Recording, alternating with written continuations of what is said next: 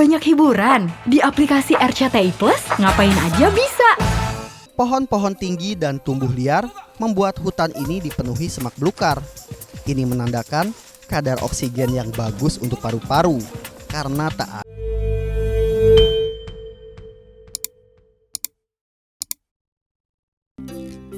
Di daerah ini, matahari bersinar kuat dengan kuantitas sama setiap hari sepanjang tahun.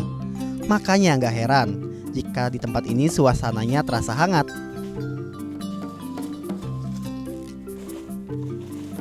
Ya, di hutan hujan tropis dataran rendah inilah saya akan menjelajah bagian demi bagian satwa-satwa liar di tanah tak bertuan ini.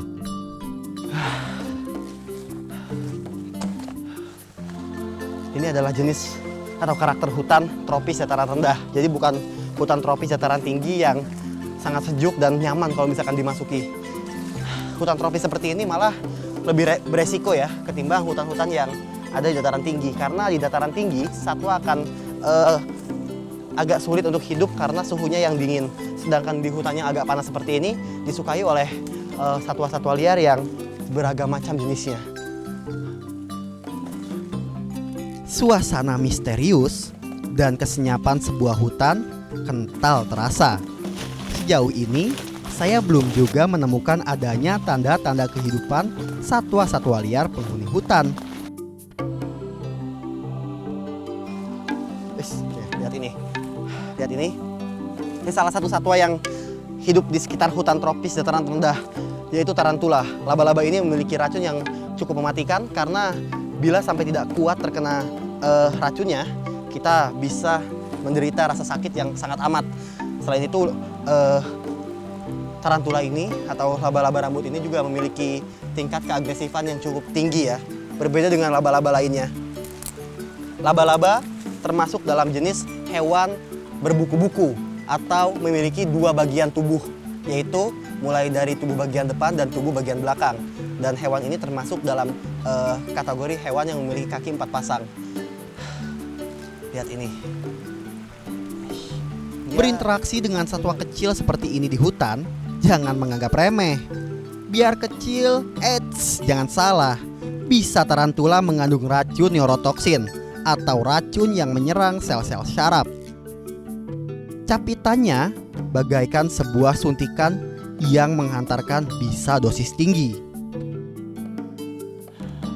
Kebanyakan laba-laba adalah karnivora, yaitu pemakan daging. Namun ada bedanya dengan satwa lain, laba-laba ini tidak memiliki gigi pengunyah, namun memiliki taring penghisap. Seperti Dracula kan bisa menghisap. Jadi ketika ia memiliki hewan buruan, mendapatkan hewan buruan, laba-laba ini akan menyuntikkan racunnya ke tubuh mangsanya hingga tubuh mangsanya itu hancur. Dan kemudian cairan yang ada di dalam tubuh mangsanya itu perlahan-lahan akan disedot oleh si laba-laba ini hingga habis dan mengering. Seperti lihat ini. Gerakannya cepat juga ya, beserta taringnya yang sangat tajam. Lihat ini.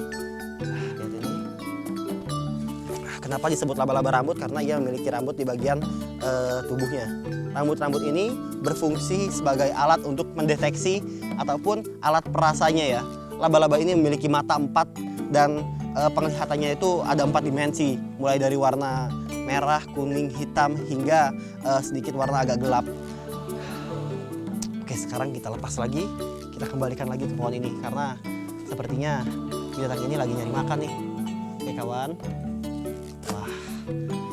Ayo kita lanjutin lagi perjalanannya karena saya yakin di sekitar sini masih banyak hal-hal yang bisa saya temukan.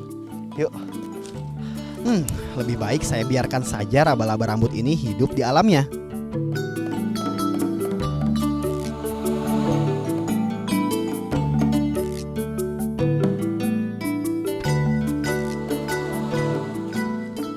Langkah saya langsung terhenti begitu melihat laba-laba yang tengah menikmati makan siangnya.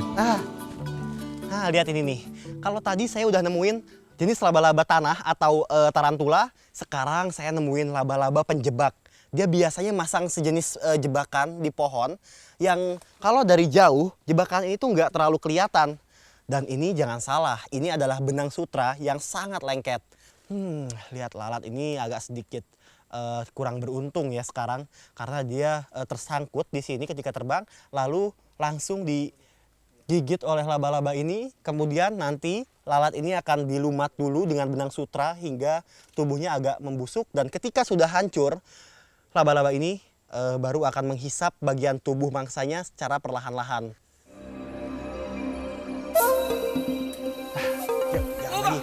Pohon-pohon tinggi dan tumbuh liar membuat hutan ini dipenuhi semak belukar. Ini menandakan kadar oksigen yang bagus untuk paru-paru karena tak ada pencemaran.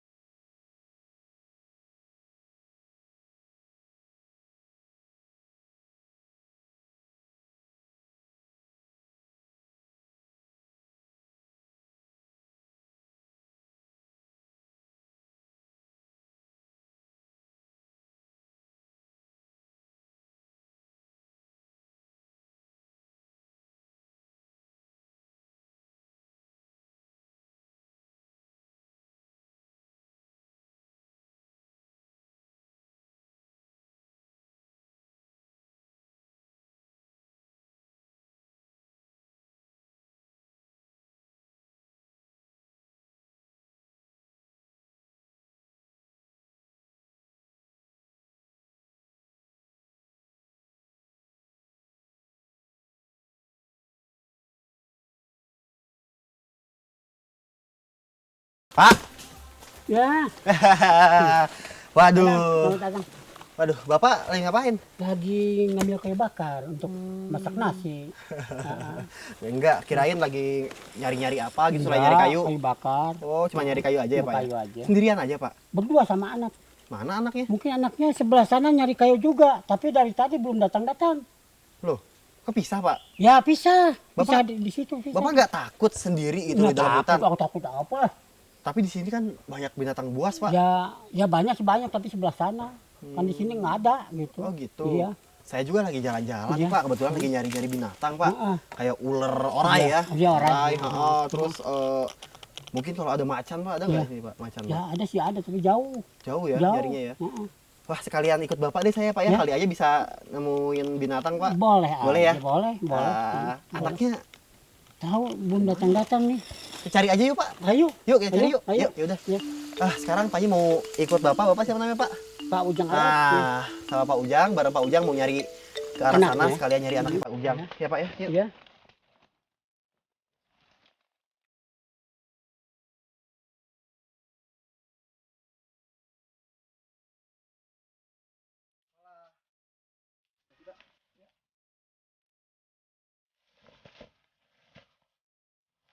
Istirahat dulu lah, Pak. Iya. Udah lumayan jauh nih kita jalan. Capek. Heeh. Ya. Gimana itu, Pak? Bagaimana anak saya? Hah? Bagaimana nih cari anak saya? Ya itu makanya, hutannya juga luas. Biasanya dia nyari kayunya di mana sih emang? Ya sebelah situ, seberang situ. Tapi nggak ada, baru saja Seberang cari. kali. Ini udah cari-cari udah capek nih. Oh, ular nih. Hah? Ular. Pak, jangan, Pak. Ular welang biasanya menghuni wilayah-wilayah perbatasan antara hutan-hutan dataran rendah yang lembab dengan rawa lebih kering, hutan pegunungan, semak belukar, dan rawa-rawa. Iya, Pak. Ada. Bunuh aja nih. Jangan. Gede ya. Lumayan, Pak. Uh.